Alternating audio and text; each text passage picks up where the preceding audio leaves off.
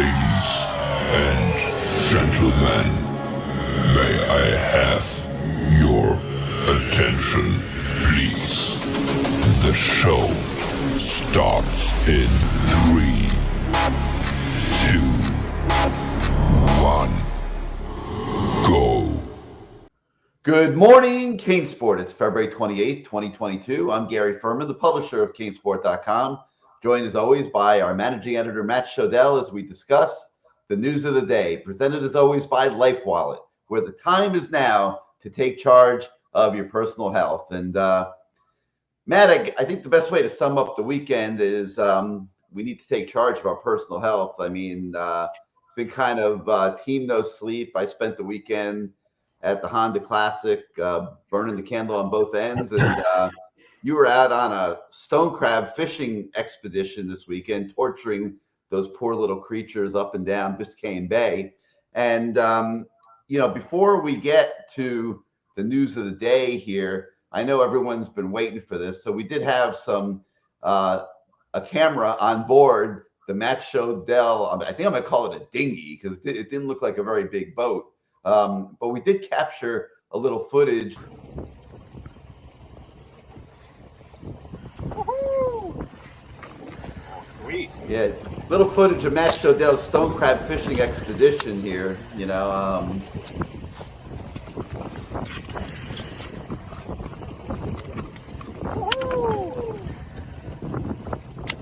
That's a fighter. There you go. Go back and regenerate your claws, my friend.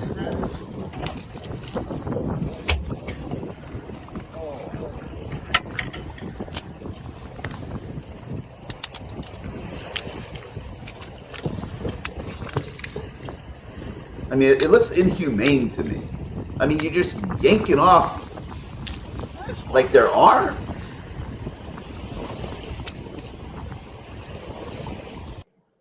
I mean, you're like yanking their arms off. First of all, I'm not saying that was me or not me in that video. I can't confirm or deny if that was me. But even if it was me, whoever that was in that video was certainly within their legal rights to take both those claws. They were doing those crabs a favor, whoever that person was. Okay, you're acting like the person in that video was Russian, the crabs were Ukraine. Okay, no, the person in that video was helping those crabs lose some of their weight so they could scamper around the bottom freely. If you had gigantic arms and a little tiny body, Gary, would you be happy, or would you like somebody to come in and surgically repair your arms so you can move around a little easier? I mean, give me a break. The person in that video did the crab population a huge favor. It was even nice that I think at one point he kissed the crab. At another point, he told the crab to good luck regenerating your claws. I mean, he obviously cares deeply about the crab population. So kudos to whoever that was in that video. Yeah. All right. Well, I think everybody knows who it was. Who was it? I don't know. Hey, let me tell you. I don't think there's any question who it was in the video. You know what the poker run is? Yeah, that boat raced down the Key West. I think John Ruiz was on that one. Yeah, so I saw those cigarette boats. I went out on a different trip, a different time, and I saw those boats going down. Those cigarette boats they are insane, man. I mean, that's the life. We got to forget CaneSport. We got to get a cigarette boat and just do the poker runs, go to all the bars, hang out. They had helicopters filming it, drones, stone crabbing, and Good Morning CaneSport doesn't cut it anymore, Gary. We got to get a cigarette boat and get out there and do that. That's what I want a video of. What I think we need to get an NIL deal with cigarette racing, and maybe Tyler Van Dyke has a deal with cigarette. Maybe we'll offer to do a story on a cigarette boat with Tyler Van Dyke and John Ruiz, and that'll be our ticket to getting out on those cigarettes. What do you think of that? Listen, it looked like a lot of fun, a little dangerous, but a lot of fun. So as long as I'm not the one who has to drive, I'll sit in the passenger seat and enjoy the ride. It looked pretty cool. All right, so we'll work on that. But in the meantime, let's get to the news of the day. And we have a lot of offensive line theme stuff on the website this morning. So I thought I would take a moment here. And while we were having fun over the weekend, the Miami football team was working. And I found this video of the action.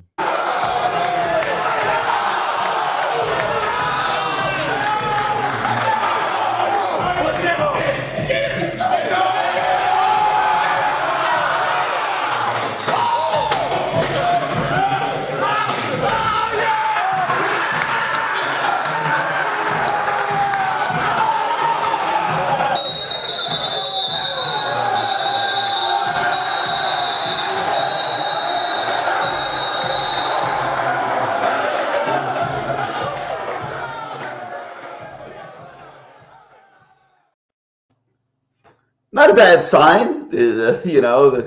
You're seeing the team building going on there, the enthusiasm, O-line working hard. All positive to me, Matt. Yeah. I mean, it was, look, the guy is a freak, I mean, so strong. I never was a big fan of max lifting, mainly because my max lift was so low that it was embarrassing. So I prefer reps and just not even mentioning how many pounds I'm repping. That's personally how I do things.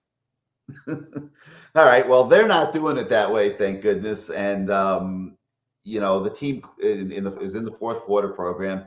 They're getting ready for the start of spring practice, which is now just about a week away, Matt. And a big time for Mario Cristobal in his evolution as football coach at Miami. We still don't know who the final coach is going to be, so that one's a little strange. But spring practice is coming fast here, and it's going to be great time for us to be able to see up close and personal a little bit of the different styles of coaching taking place, and just how this team is coming together. By the way, I saw Tyler Van Dyke and Xavier Restrepo enjoying themselves up at the Honda Classic this weekend. That was kind of cool. They were all excited about getting to go see a PGA Tour event. So that I figured I'd throw that in. But anyway, so offensive line stories this morning. We take a look at the depth chart on the offensive line, and how some of those questions figure to linger even through spring practice, Matt. And I don't think there's any question about it. I think that there's a lot of guys that are going to benefit from better coaching. One that definitely comes to mind to me is like a John Campbell. I think a Zion Nelson is going to benefit greatly. And we have a story with Zion Nelson this morning as well. And coming out of spring, I think that they are going to want to keep the juice going in that regard. And, there's no reason that they have to settle on a final depth chart in April. I mean, why not carry it through May, June, July, even August, and make sure that they keep these guys working hard and get the best five on the field on opening day.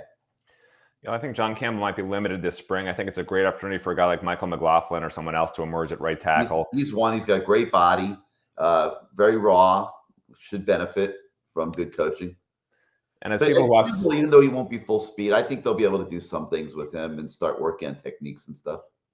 Yeah, with no contact for an offensive lineman, it's sort of, it's hard for us to get a gauge. Look, everyone who watches this show knows I'm never wrong, but I was wrong once, because last year about this time and up through really the start of the season, I thought the offensive line was going to be excellent last season. They had so many returning experienced players. They were adding Navon Donaldson back. I thought they had depth. Jared Williams was coming back. I thought they were going to be really, really good as an offensive line last year. And they really weren't. They were at best average as you look back through their performances, very inconsistent. So as you look ahead to this year, to me, it's somewhat of an enigma. You can look. I know Gary, you always, and the fans always want to say everything's great, right? Because it's the preseason. That's what everyone does. You could be Duke football preseason. You could still say, hey, we're gonna have a great season. Look what we added in the transfer portal, and this guy's gonna be better from last year. It just makes sense, right? You're gonna be better than last year. Every player should be better than the year before, and you can just say it's gonna be great. But in reality, in my world and the way I view things, always negative, as you know, everybody. I think quarterbacks will be outstanding. Running backs should be really, really good. I don't think the receivers are going to have a problem. I know Gary's more concerned about receivers than I am, which is unusual. Usually he's always the optimist. I think I kind of have been like changing my tune on that though lately. Like I'm feeling like with all the different talent levels all throughout the offense, that even if they don't have a true number one receiver, that they might be okay. Okay. And we agree on that. And then I think tight end obviously is fine. So it all comes down to the offensive line, right? And Alex Miraball's great. And Mario Cristobal is probably the best head coach / offensive line coach in the country when you add offensive line coach into the head coaching job, right? That's his expertise. So on paper, you'd think, okay, they'll know what they need after the spring. They'll bring in whatever they need in the transfer portal, and it'll be fine. But I've always been a guy ever since 2002, 2003, where I got to see it. I just got to see it. And it looks like it could be fine on the offensive line. And if it's better than fine on the offensive line, this should be a top 5 offense in the country. But if it's the same offensive line as last year, they're going to run into some difficulties because Tyler Van Dyke's not the most mobile quarterback. Fans like to say he can run as well as Jake Garcia. He can't. Okay? For those of you that think he's as fast and as agile as Jake Garcia, he's just not. You can say that, and you can say, oh, he had this long run last year. Say whatever you want.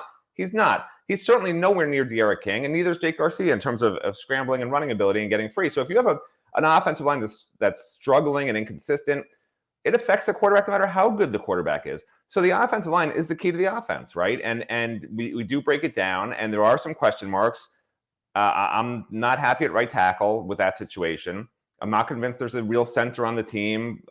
Maybe they move Sagapolu into the middle. I don't know, but I think he's starting out at guard. And the fact that he's starting at guard just shows you they have some concerns in depth there. You know, Jalen Rivers will be back fine in the summer and fall, but they have some concerns with depth at guard for sure. DJ Scaife, is he a guard or a tackle? I don't know. He hasn't really done well at either. So you basically have Zion Nelson, and that's it in terms of guys that I really trust. Assuming Jalen Rivers is back full go, which he should be, I'll trust him too. So you got 2 offensive linemen I trust right now. That's nowhere near enough. You need 7 or 8, and that's just me. Well, but I think the list will expand coming out of spring practice. I think the better coaching will pay dividends. I think the better strength and conditioning taking place will pay dividends. And that the outlook coming out of the month of April will be different than the outlook. We're talking about pre-spring, Gary. This is before the spring. You could say that again after the spring. I understand. But we're talking about right now. We're not talking about 6 months from now or 3 months from now.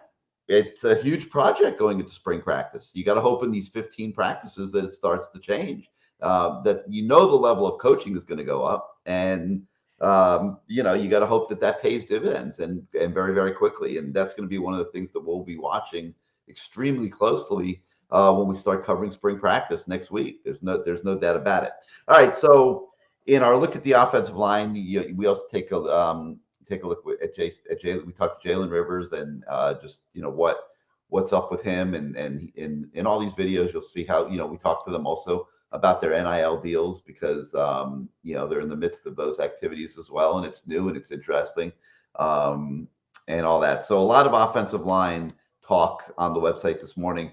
But one of the stories that really has me excited, Matt, is our interview with Will Mallory, where we point out that he was the hardest worker. He was named the hardest worker on the team in the first week of the fourth quarter drills. And I've heard the coaches are extremely impressed with him. They love his work ethic. They love his attitude. They love what he brings to the table as a pass catching tight end. And I think you're going to see Will Mallory.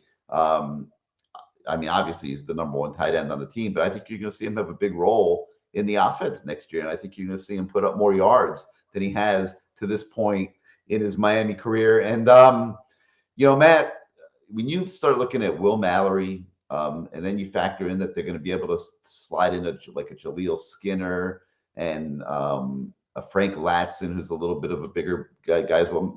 Miami on offense, man, is going to have some matchup issues for most defenses they play. Yeah, and look, when you mention these awards, I'm not a big awards guy. People who know me know that. I think it's a little ridiculous. Just you do what you got to do, and if you want to have a social media and say, hey, this guy won the hardest worker award, I don't know what that's. Does that say everyone else is not working hard? Like, I don't get it. But good for Will Mallory. I knew he was a hard worker. He didn't need to win an award for me to know he was a hard worker. Okay. Now, with that said, Will Mallory's going to have a big season.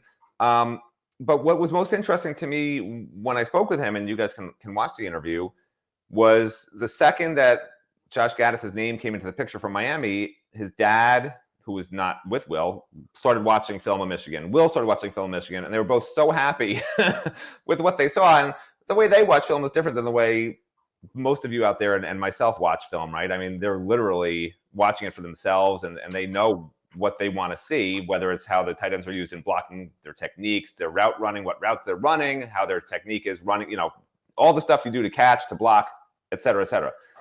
The fact that both of them were thrilled that this was the offensive coordinator as far as pertains to a tight end position is interesting, because last year, really, at Michigan, just talking to the Michigan people, I didn't watch all the games myself. I'm not a Michigan person. I got my hands full just trying to watch a few Miami games here and there and figure out what's going on. But talking to several Michigan people, apparently Michigan used 3 tight ends very heavily, a lot of 2 tight end sets, and mainly as run blockers. So the fact that somewhere in that film, Will Mallory and his dad saw something that made them go, "This is amazing for us," that's great. Because I guess in more of a passing type offense, with whatever they saw on the routes the tight ends did run and the things that tight ends did do in the passing game, because trust me, Will Mallory's not saying, "Oh, I'm so excited to block." Okay, that's just not what tight ends like Will Mallory are excited about. Okay, I think that's a good sign. All right, so Will Mallory on the website this morning as well. All right, let's shift gears. A couple recruiting stories on the website this morning.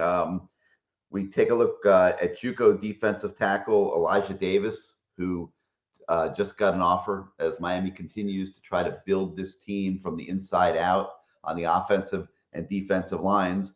And also Alabama running back Drew Pickett, who now has a UM offer, and he's a kid that Kevin Smith was recruiting when he was at Ole Miss, and now has picked up the recruitment of here at Miami. All right, before we go any further, let's have a word from our friends at Life Wallet. And hey, since I saw Tyler Van Dyke this weekend at the Honda Classic, we'll hear from him and his lovely girlfriend, Morgan Pankow. Hey, Morgan, what are you going to do? I have to go to practice. Me too. Well, don't forget your Life Wallet. Oh my gosh, I always forget my Life Wallet. You forget everything. I can't go anywhere without my Life Wallet. Life Wallet. Saving time, saving lives.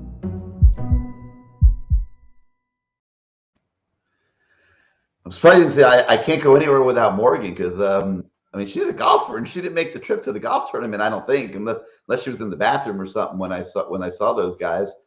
Maybe she was busy doing something else. I can't imagine you went to a PGA Tour event without Morgan. But anyway, Matt. So let's talk hoops here for a moment. Tough loss this weekend to Virginia Tech. They blew an 8-point lead late, and I see a team that is still clearly pretty good, but they're struggling a little bit right now late in the season. And it's kind of like a shame because, I think they've got potential going into the ACC tournament and March Madness, but they have to rediscover just that little extra that they were finding earlier in the season, like when they went to Duke and won in Cameron Indoor. And they right now they're just kind of win, lose. Like they're just not, they don't have the same magic that they had earlier in the season, and time is running short here in the final week or two of the season. And I guess the question I have for you is, do you think they can get it back here in this final stretch? Well, I've been saying for a while now, this is a very good team, a good to very good team, not a great team.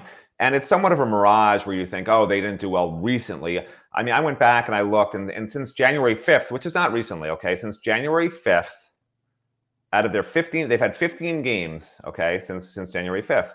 9 of those games were decided by 4 points or fewer, okay? And that means only 6 games were really somewhat out of control in the last minute, right? So that all that means is that they were winning some of the closer games earlier, and they've lost some of the closer games more recently. And it is what it is. It's not a team that's beating people by a lot of points. It's just not built. This is not a team built like that. This is a team that needs to get probably 10 to 15 turnovers, have a 10-point advantage in points off turnovers to be in a close game. Like that's what they've been doing just to be in a close game. It's not a great team. Will they make noise in the ACC tournament? If they get 15 turnovers, yeah. If they don't, they're going to be in trouble. Like that's just who they are. It's not a saying they're bad or good, or it's not a negative or positive. That's just who they are. That's what we know now, right? They played a whole season. That's how they win. And it's a shame because if Isaiah Wong had just had a really good season, I think they would be a great team. But he's just, right now he's just a guy. I mean, he's really good, but he's playing like just a guy.